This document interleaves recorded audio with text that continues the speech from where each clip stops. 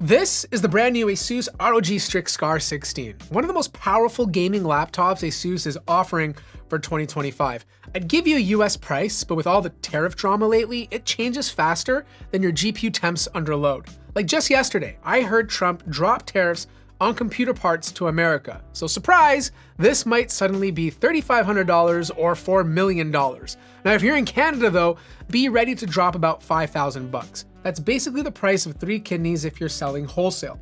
Design-wise, it's definitely on the gamer side of things. The anime matrix on the back is, yeah, let's just say I'd personally rather they scrap it and shave a couple $100 off the price. I mean, I don't need my laptop looking like it moonlights as a slot machine in Las Vegas. But look, you can customize it to say whatever you want. And of course, the ROG logo syncs up with all the RGB lighting around the keyboard and bottom bar.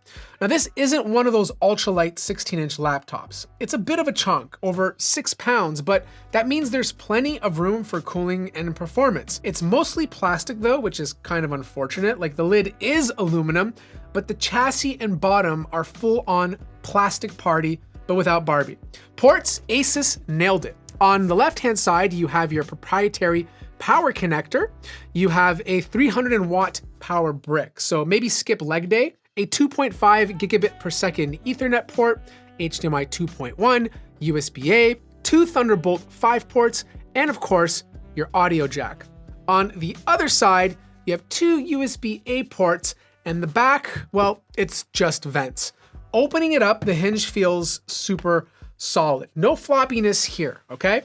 This is how a hinge should absolutely feel. The keyboard deck has this soft touch rubberized finish. Comfortable, absolutely. Fingerprint magnet, well, yeah, it's pretty bad. Like CSI would be loving this thing. Just don't shine a black light on mine.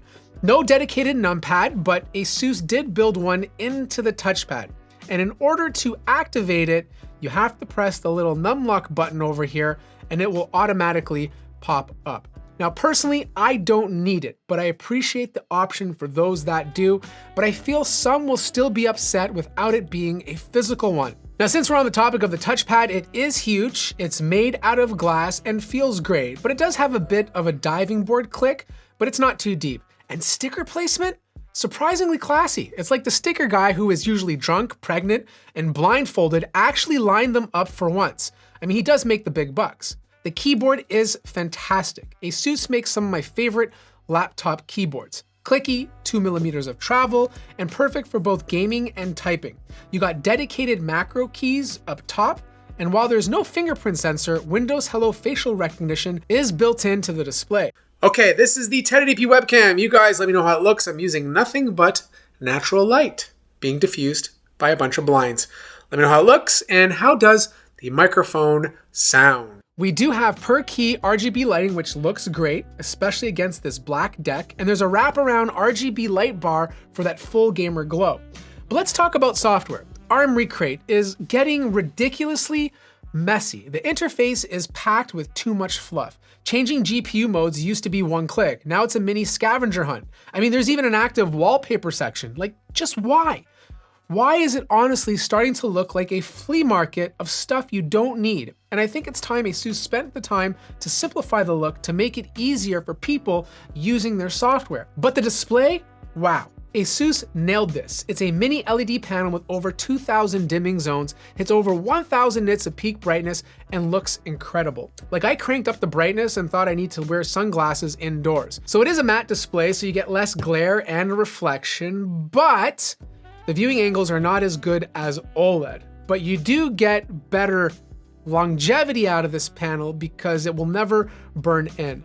Color accuracy and color gamut is fantastic, but response time is 3 milliseconds. So it's not OLED fast at like 0.3 milliseconds, but still solid for gaming.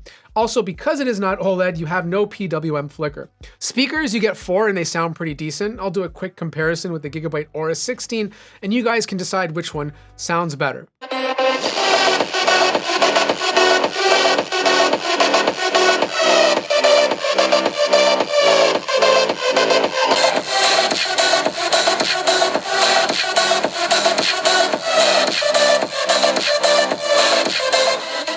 Now let's talk performance, and this is the second laptop I've tested with Intel's new Core Ultra 9 275HX. It's a 24-threaded beast, and unlike AMD's HX370 chip, it doesn't bottleneck the GPU. In fact, this thing beats the Blade 16 with a 5090 in some workloads. Single-core performance is just below the M4 Max MacBook Pro 16, but it's still 4.5% faster than last year's 14900HX and nearly 13% faster than the Blade 16 with AMD's HX370. Multi-core, well, it lags a bit behind the Aura 16, but still gives you a 42% bump over AMD's latest. In Premiere Pro, this machine crushed it, even beating the 5090 equipped Blade 16 thanks to Intel's faster CPU and QuickSync. Photoshop, oddly enough, was kind of a letdown.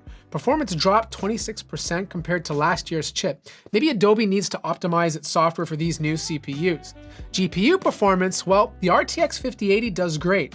In Time Spy, it outpaces the Ryzen-powered laptops due to not having a CPU bottleneck. But in pure GPU tests like Steel Nomad, the 5090 reclaims the throne. Depending on the game or app, the 5080 trades blows with both 4090 and sometimes the 5090, but only when using the Ryzen HX 370 CPU. But don't expect a massive leap from last-gen GPUs. Games like Shadow of the Tomb Raider still benefit more from Intel CPU, at least at QHD, while newer titles like Black Myth Wukong scale better with the GPU. Overall, the 5080 is about 10% faster than last year's 4080. Thermals, surprisingly solid. Thanks to a vapor chamber cooler, CPU temps hover around 85 degrees Celsius, which is warmer than the Aura 16, but quieter.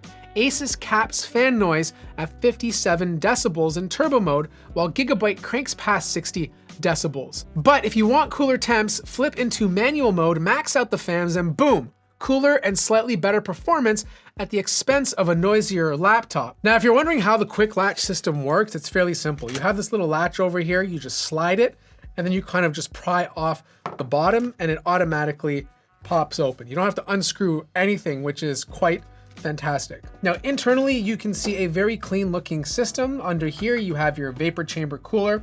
They are using a tri-fan solution, which helps things keep a lower temperature. You have two NVMe slots, so one of them is obviously populated. It gets good read and write speeds, and you have a second slot over here if you want to add a second drive.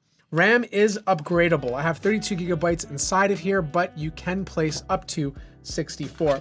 Now, battery life. Now, this is a 90 watt hour battery, and I was getting just a little over 6 hours of use for general productivity. If you want to game on this laptop on battery, I was getting about 55 minutes using NVIDIA's battery boost playing Marvel Rivals. So here's my final thoughts. The Scar 16 is a beast, but at this price point, I'd love to see a full metal chassis. I do love the quick latch system for getting inside. It makes upgrading RAM and storage way easier without ripping off rubber feet like a savage. But is this the best 16-inch gaming laptop of 2025? Most likely not. I mean, I still got the HP Omen Max 16 in the studio, and so far it's looking like a serious contender. But for now, ASUS has done a great job keeping this a fairly consistent experience. Now, just please clean up the armory crate. It's looking pretty messy. Now, if you want to check this laptop out, I'll leave a link below. Drop any questions in the comments, hit that like button if you enjoyed it, subscribe if you haven't already, and I'll see you guys in the next one.